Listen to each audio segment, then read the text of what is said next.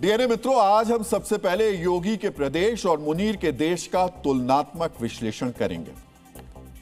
आपके मन में यह सवाल आ रहा होगा कि तुलना दो देशों की होती है, लेकिन पाकिस्तान की तुलना भारत के एक प्रदेश से क्यों होनी चाहिए और आज ही क्यों होनी चाहिए? तो आज इसलिए क्योंकि इस समय जब पाकिस्तान अफगानिस्तान के खिलाफ युद्ध लड़ने की तैयारी कर रहा है, तब भारत के सबसे बड़े प्रदेश के सीएम योगी आदित्यनाथ सिंगापुर में हजारों करोड़ के समझौते कर रहे हैं। मित्रों, जिन उद्योगपतियों से अपॉइंटमेंट पाने के लिए पाकिस्तान के पीएम लॉबिस्ट और एजेंसियों पर करोड़ों रुपए खर्च करते हैं, उनके साथ भगवा वस्त्रधारी योगी आदित्यनाथ हजारों करोड़ के निवेश समझौते कर रहे हैं। मित्रों, योगी आदित्यनाथ का वीडियो ध्यान से देखिएगा।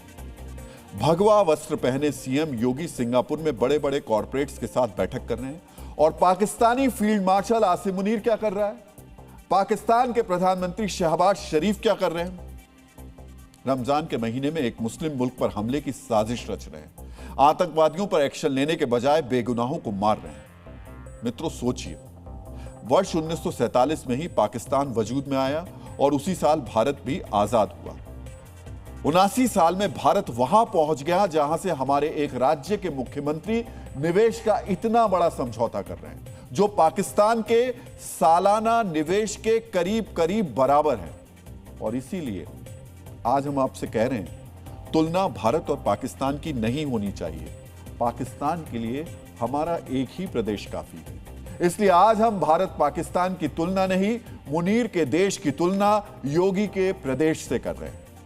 मित्रों, भारत की कामयाबी और पाकिस्तान की बदहाली की केस स्टडी भी आने वाले समय में मैनेजमेंट संस्थानों में पढ़ाई जाएगी, ताकि भविष्य के लीडर समझ सकें कि कैसे फैसले लेकर भारत की तरह कामयाब होना है, साथ ही यह भी समझ सकें कि कैसे पाकिस्तान की तरह नाकाम होने से बचा जा सकता है।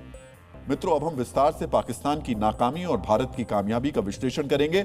सबसे पहले चर्चा करते हैं बदहाली के रसातल में पहुंच चुके पाकिस्तान की।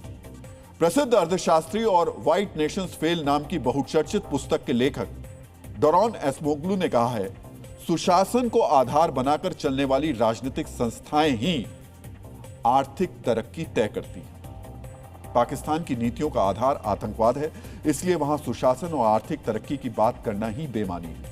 बारूदी नीति बनाने वाला पाकिस्तान एक और जंग की तैयारी कर रहा है। इस वक्त आप स्क्रीन पर मेरी बाईं तरफ अफगान सैनिकों का काफिला देख रहे हैं। यह काफिला अफगान पाकिस्तान बॉर्डर की तरफ कूच कर रहा है, यानी अफगानिस्तान और पाकिस्तान के बीच एक और युद्ध की तैयारी चल रही है। यह तैयारी कितनी गंभीर और पाकिस्तान के लिए विध्वंसक होने वाली है, इसे समझने के लिए पहले अफगानिस्तान के गृह मंत्री सिराजुद्दीन हक्कानी को आपको ध्यान से सुनना चाहिए। अगर हमारे वरिष्ठ नेतृत्व ने गंभीर कार्रवाई करने का निर्णय लिया तो पाकिस्तान का नामो निशान नहीं बचेगा।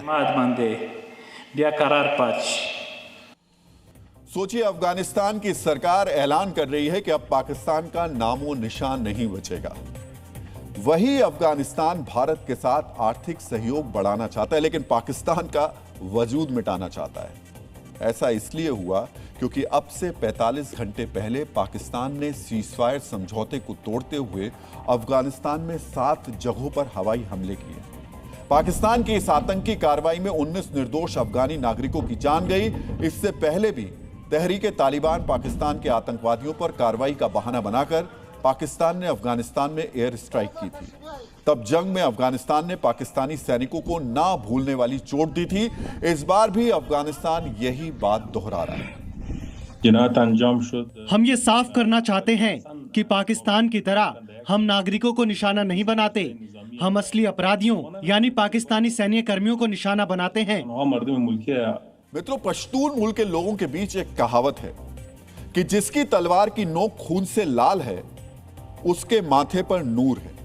यानी दुश्मन का खात्मा करना पश्तूनों के लिए सम्मान की बात होती है। इसीलिए अफगानिस्तान के बयान के बाद पाकिस्तान में खौफ है। अफगान कह चुके हैं कि निशाने पर पाकिस्तानी सेना होगी, यानी फेल्ड नेशन का फील्ड मार्शल आसिम मुनीर सीधे तौर पर अफगानिस्तान के निशाने पर है। इसीलिए आज मुनीर अपने लिए नए बंकर की तलाश में होगा। मित्रों, आपको याद होगा ऑपरेशन सिंदूर के दौरान भी मुनीर बंकर में छिप गया था। जंग में पीठ दिखाना उसकी आदत है। इसलिए आज फिर वो बंकर में छिपने की तैयारी कर रहा होगा।